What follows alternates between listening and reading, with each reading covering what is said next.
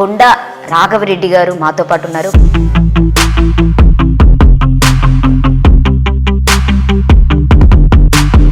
అప్పుడున్నటువంటి రాజకీయాలకి ఇప్పుడున్నటువంటి రాజకీయాలకి తేడా ఏంటి సార్? 99 రాజకీయాలకు 2004 రాజకీయాలకు ప్రజలకు సేవ చేద్దామనే ఆలోచనతో ఉన్నటువంటి రాజకీయం.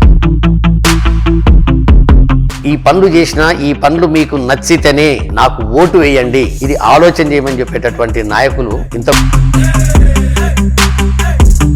తండ్రి ఒక మాట చెప్తే ఒక అడుగు వేస్తే జగన్మోహన్ రెడ్డి గారు చెప్పిన మాటను నిర్వర్తించి జగన్మోహన్ రెడ్డి గారి 5 సంవత్సరాల పాలనలో అది ఏ సంక్షేమం తీసుకో, అభివృద్ధి తీసుకో, అసలు అభివృద్ధి.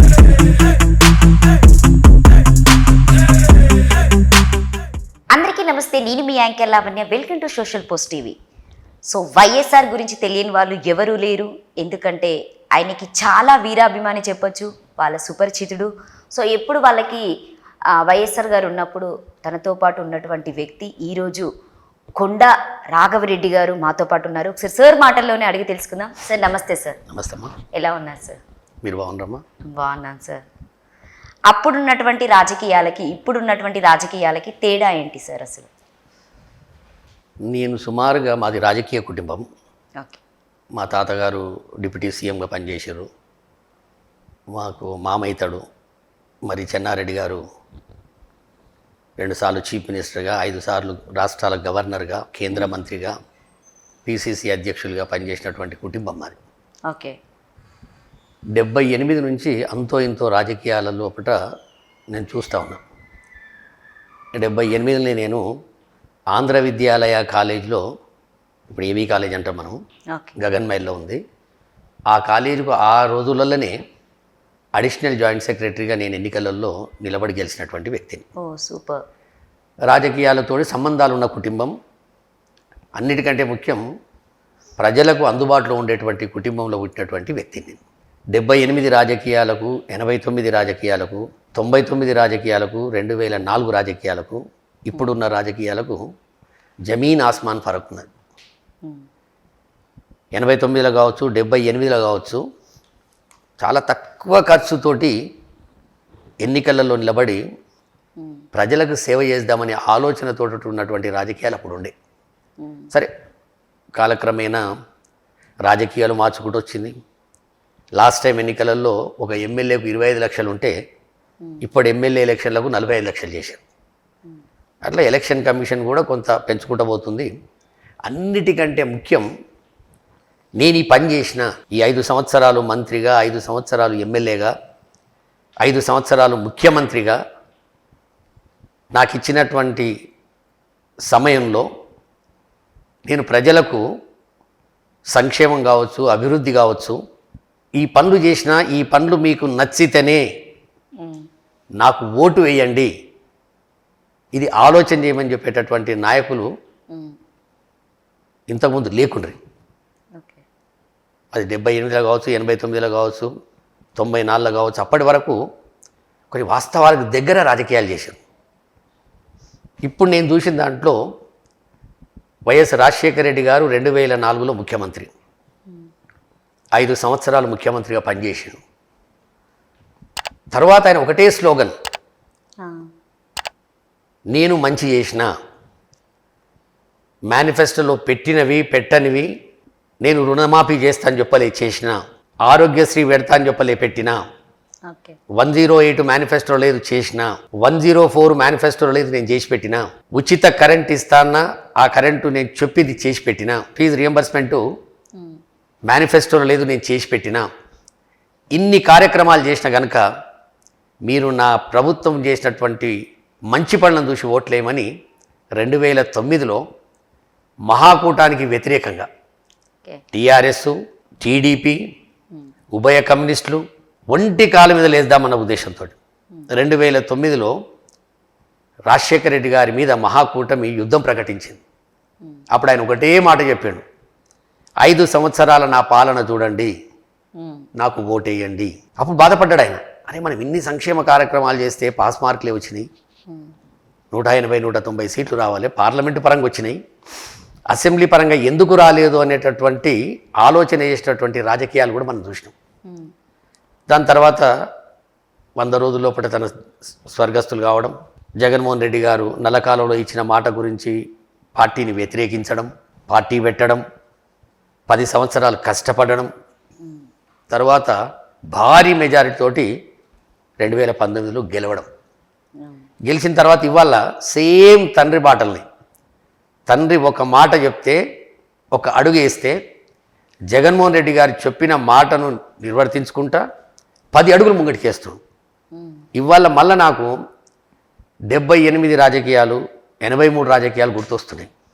ఓకే, జగన్మోహన్ రెడ్డి గారు కూడా ఇవాళ ఒకటే మాట అడుగుతా ఉన్నాడు ఇప్పుడు పరిపాలనలో. బాగా ఖచ్చితంగా నేను సంక్షేమ పాలన అందించిన, మీరు లెక్క పెట్టుకోండి, నవరత్నాలు కావచ్చు, 108 కావచ్చు, 104 కావచ్చు, అమ్మఒడి కావచ్చు, ఫీజు రియంబర్స్మెంట్ కావచ్చు, ప్రాజెక్టులు కావచ్చు, విలేజ్ సెక్రటరియట్లు కావచ్చు, వాలంటీర్ వ్యవస్థ కావచ్చు, అవ్వాతాతలకు పెన్షన్ పెంచే విధానం కావచ్చు,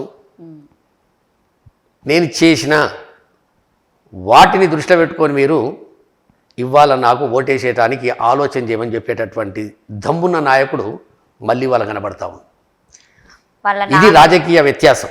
వాళ్ళ నాన్నగారు చేసినవన్నీ మళ్ళీ చేస్తున్నారు ఇప్పుడు ప్రజెంట్. ఖచ్చితంగా రాజశేఖర రెడ్డి గారు 108 పెట్టి, రాజశేఖర రెడ్డి గారు ఆరోగ్యశ్రీ పెట్టి, ఆ రోజు 5 లక్షలకు ఆరోగ్యశ్రీ ఉండే 5 లక్షల వరకు వర్తిస్తుండే. జగన్మోహన్ రెడ్డి గారు వచ్చిన తర్వాత 15 లక్షలు చేసిండు. రీసెంట్లీ 8 నెలల క్రితం 25 లక్షలు చేసిండు.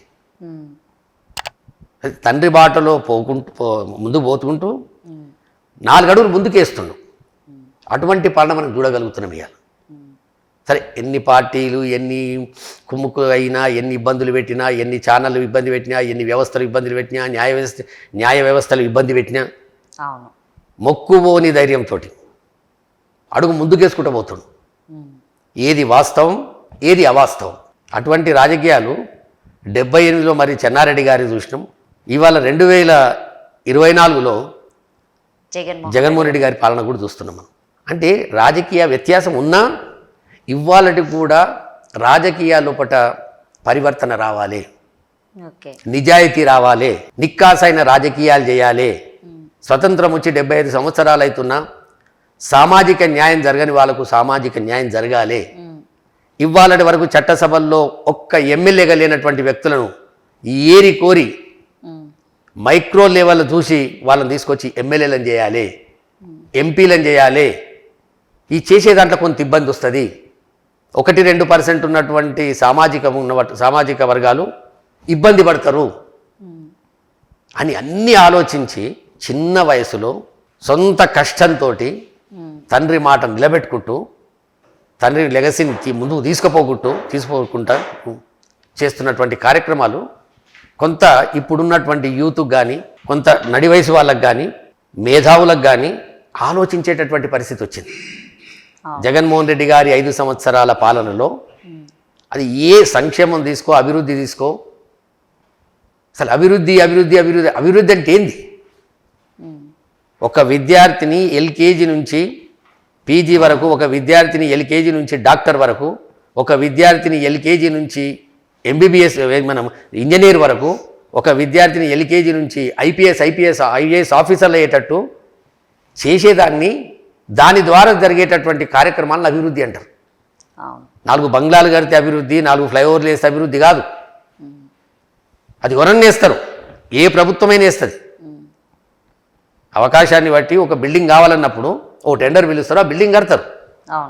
అందుకు అప్పటికిప్పటికి రాజకీయాల లోపల మార్పు తేవాలని ఏదైతే జగన్మోహన్ రెడ్డి గారు సంకల్పించిండో దాంట్లోకంతా నాకు తండ్రిని మించిన తనయుడు అనేటటువంటి తృప్తి, సంతోషం నాకుంది. హ్యాపీనా సార్? ఇప్పుడు మళ్ళీ మీరు వైఎస్ఆర్ని గుర్తు చేసుకుంటున్నారు అనుకోవచ్చా? ఖచ్చితంగా అమ్మా. రాజశేఖర్ రెడ్డి గారు అనేటటువంటి వ్యక్తి నవ్వుతున్న భవిష్యత్తు. అటువంటి ముఖ్యమంత్రి ఇక పుట్టడు. పలకరింపులో కావచ్చు, ఆప్యాయతలో కావచ్చు, ఆత్మీయతలో కావచ్చు, ఆకారంలో కావచ్చు,